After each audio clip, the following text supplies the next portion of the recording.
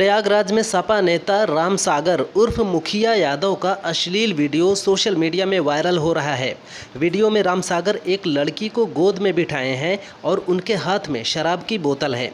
Video viral होने पर DCP Yamunanagar विवेक चंद्र यादव ने मेजा थाने में रिपोर्ट दर्ज करने के लिए कहा है। हालांकि सपा नेता ने वीडियो को फर्जी बताया है। राम सागर ने कहा, बदनाम करने के लिए उनके पार्टी के एक विधायक ने साजिश की है। सीतापुर में रिटायर्ड फौजी विमल कश्यप को पुलिस द्वारा प्रताड़ित किए जाने का मामला तूल पकड़ रहा है। आज यूपी कांग्रेस अध्यक्ष अजय सहित कई नेताओं ने विमल व उनके परिजनों से मुलाकात की। मुलाकात के समय अजय राय ने कहा, न्याय की लड़ाई में हम पीड़ितों के साथ खड़े हैं। बता दें कि विमल कश्यप को पुलिस ने 55 दिनों तक गैर कानूनी तरीके से हिरासत में रखा। कोर्ट की फटकार के बाद उन्हें रिहा किया गया। संयुक्त राष्ट्र की परमाणु निगरानी संस्था इंटरनेशनल परमाणु ऊर्जा एजेंसी ने दावा किया है कि ईरान परमाणु हथियार बनाने के बेहद करीब पहुंच गया है। IAEA की रिपोर्ट के मुताबिक ईरान के पास 17 मई तक 60% शुद्धता वाले करीब 408.6 किलोग्राम यूरेनियम था, जो फरवरी की तुलना में करीब 50% ज़्यादा है। यूरेनियम को अगर 90% तक शुद्ध कर लिया जाए तो वह परमाणु बम बनाने लायक बन जाता है। नेपाल में सरकार के खिलाफ प्रदर्शन कर रहे पूर्व डिप्टी प्रधानमंत्री कमल थापा को हिरासत में ले लिया गया है। पुलिस उन्हें घसीटते हुए अपने साथ ले गई। काठमांडू में राजतंत्र समर्थक प्रदर्शन कर रहे हैं और पीएम आवास की ओर बढ़ रहे हैं। इस दौरान पुलिस उन्हें रोकने के लिए हर कोशिश कर रही है। काठमांडू में कर्फ्यू लगा दिया गया है। ये प्रदर्शनकारी देश में राजतंत्र की वापसी और हिंदू राष्ट्र की मांग कर रहे हैं। ऑस्ट्रेलियाई थिंक टैंक ओली इंस्टीट्यूट के मुताबिक चीन के कर्ज के जाल में करीब 175 देश फंसे हुए हैं। विकासशील देशों पर चीन का कुल 94 लाख करोड़ रुपए का कर्ज है। अब 2025 में चीन विकासशील देशों से करीब 3 लाख करोड़ रुपए का कर्ज वसूलेगा। ऐसे में इन देशों में स्वास्थ्य और शिक्षा के बजट पर खतरा मंडरा रहा है। 2017 में चीन विश्व बैंक IMF को पीछे छोड़ दुनिया का सबसे बड़ा कर्जदाता बन गया था। मैकेंजी एंड कंपनी की रिपोर्ट के मुताबिक भारत में अल्ट्रा रिच लोगों की संख्या 2028 तक 50% तक बढ़ जाएगी। भारत में दुनिया के किसी भी अन्य देश की तुलना में अल्ट्रा रिच लोगों की संख्या सबसे तेज़ी से बढ़ेगी। रिच लोगों के मामले में भारत अभी दुनिया में चौथे नंबर पर है। भारत से आगे सिर्फ अमेरिका, चाइना और जापान हैं। भारत में 85,698 लोग ऐसे हैं जिनकी नेटवर्थ 87 करोड़ रुपए से ज़्यादा है।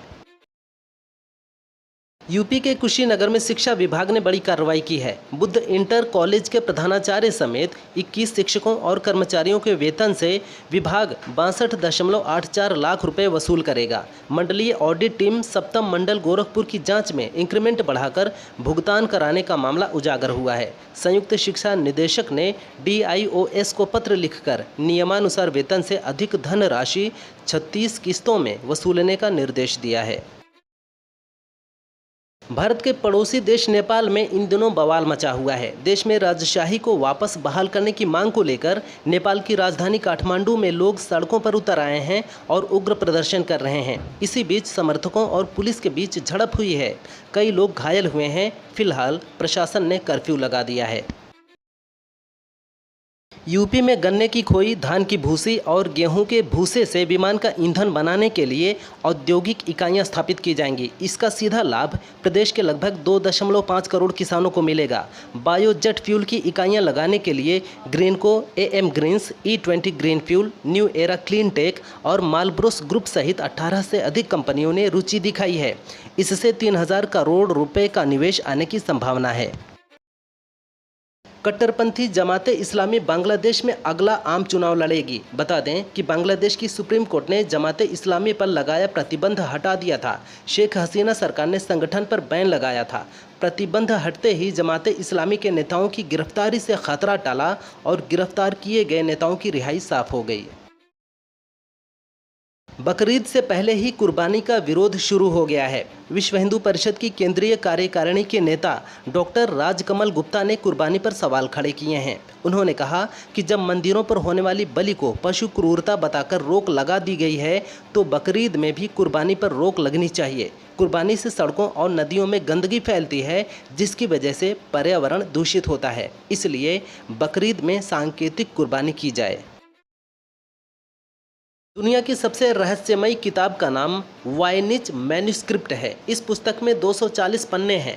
कुछ पन्ने गायब भी हैं। किताब की खास भाषा को कोई आज तक नहीं पढ़ पाया है। इसमें ऐसे फूल पत्तियों के चित्रों को शामिल किया गया है जो शायद ही पृथ्वी पर मौजूद हों। इसमें बायोलॉजी, एस्ट्रोनॉमी और कॉस्मोलॉजी के बारे में बताया गया है। इसको डिकोड कर लिया जाए तो ब्रह्मांड के कई और रहस्यों के बारे में पता लगा सकते हैं।